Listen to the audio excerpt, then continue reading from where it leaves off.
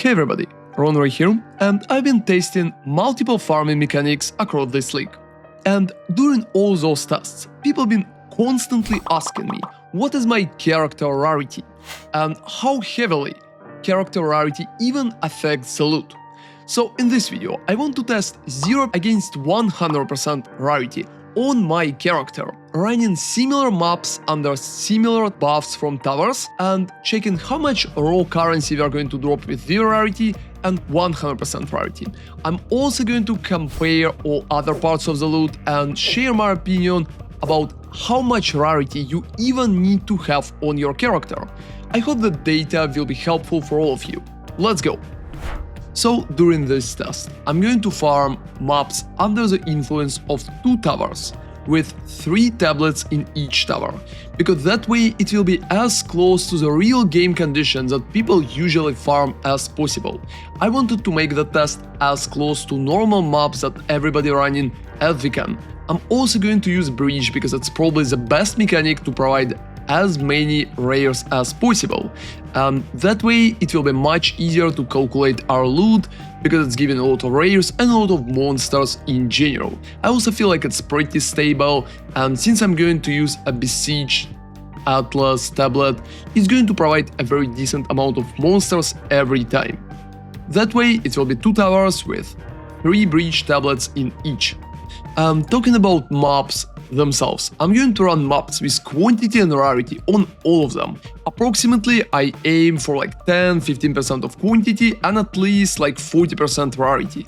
Some of them will be a little different, but generally that's what I would farm for both, like 0 rarity and 100% rarity on my character.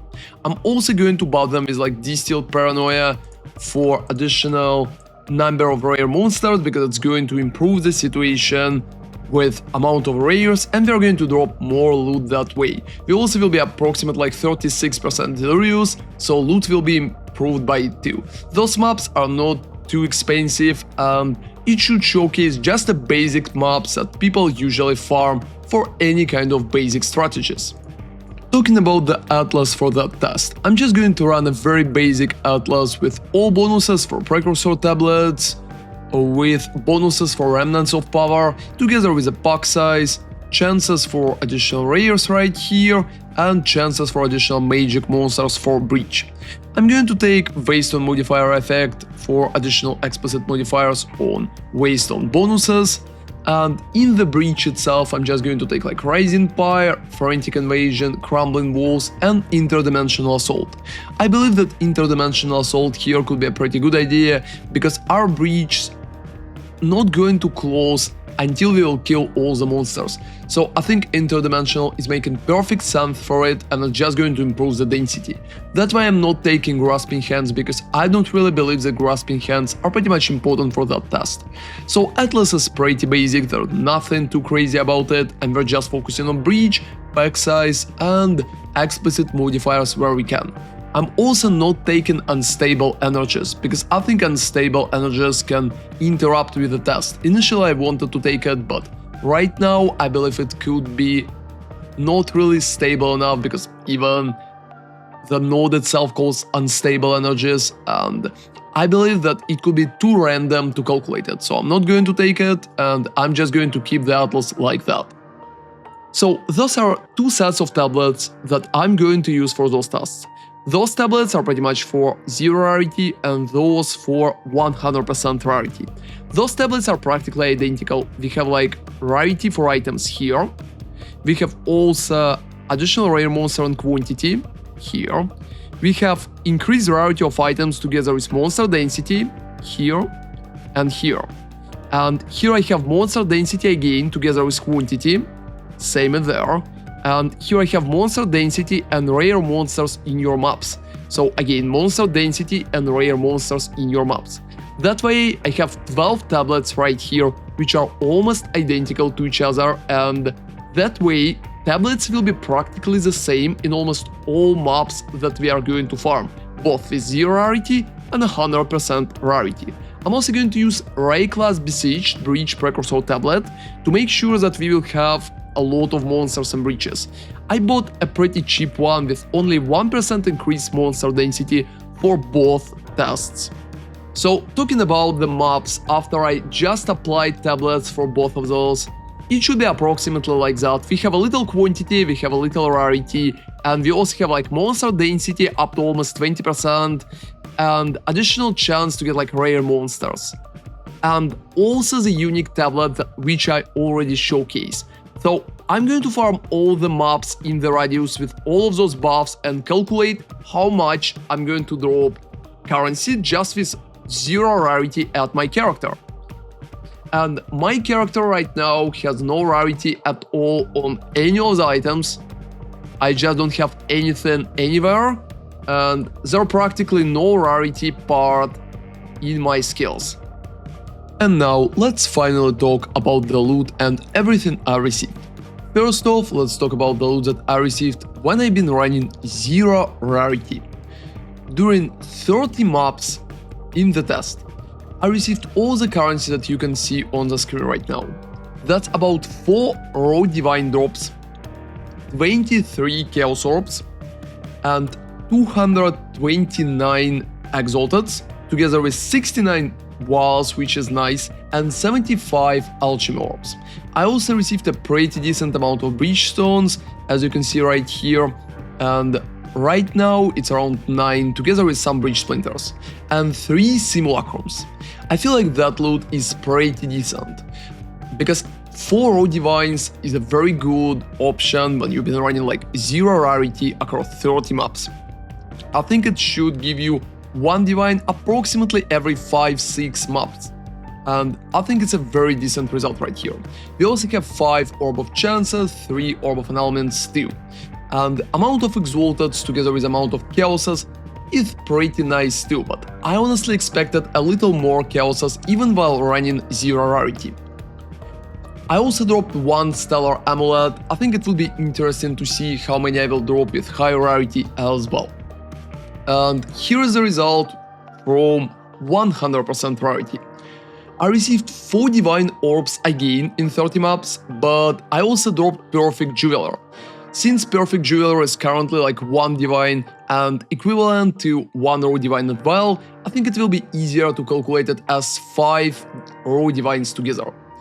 I received 66 chaos orbs, which is about 50% increase compared to 0 rarity, and 332 exalteds, which is 50% increase too.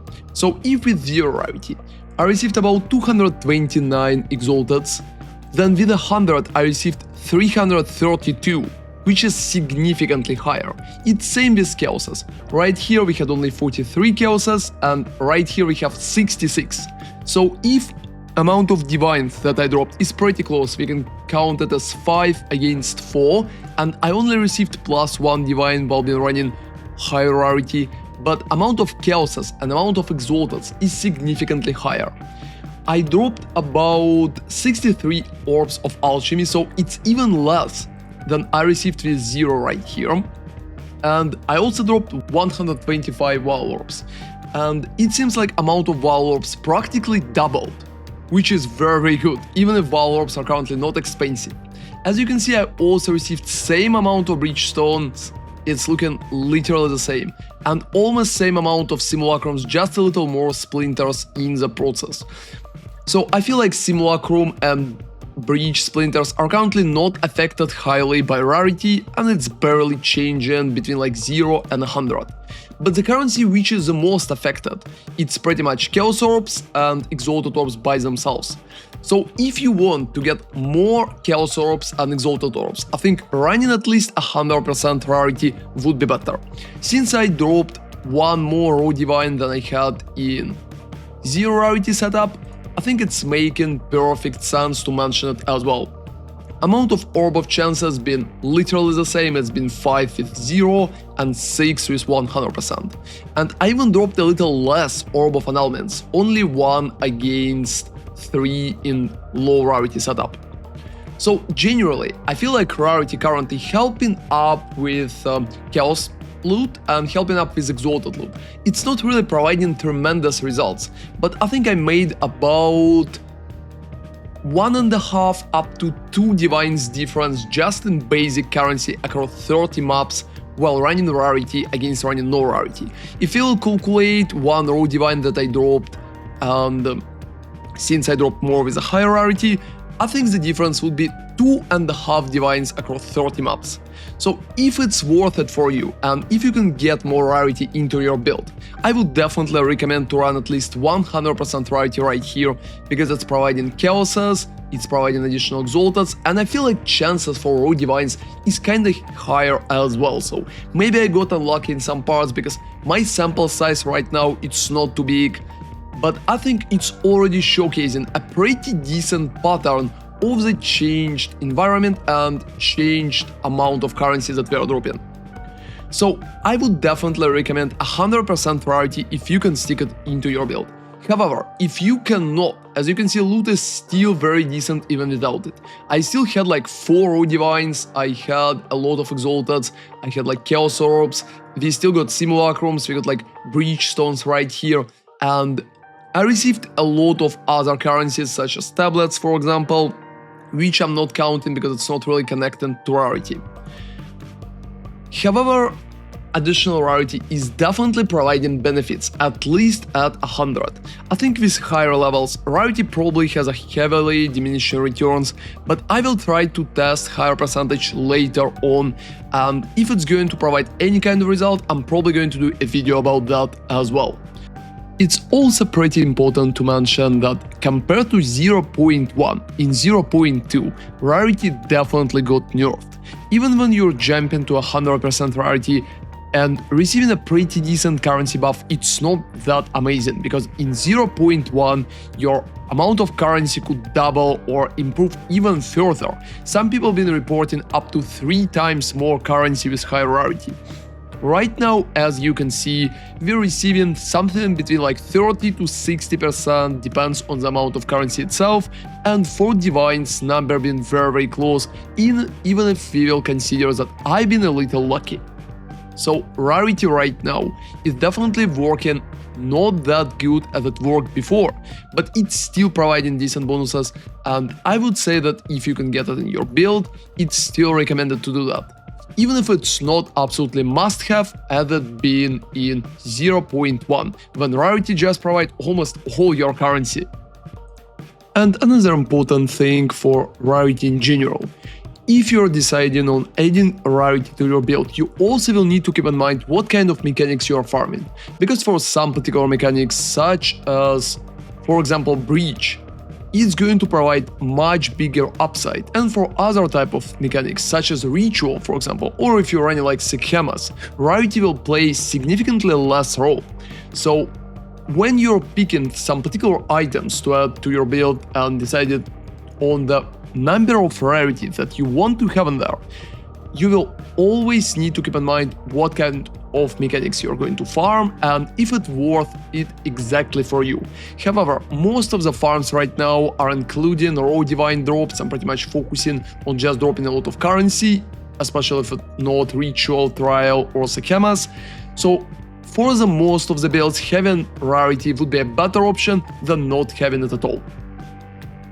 And if you will finally decide to add rarity to your build, I feel like reaching 100% right now is pretty easy.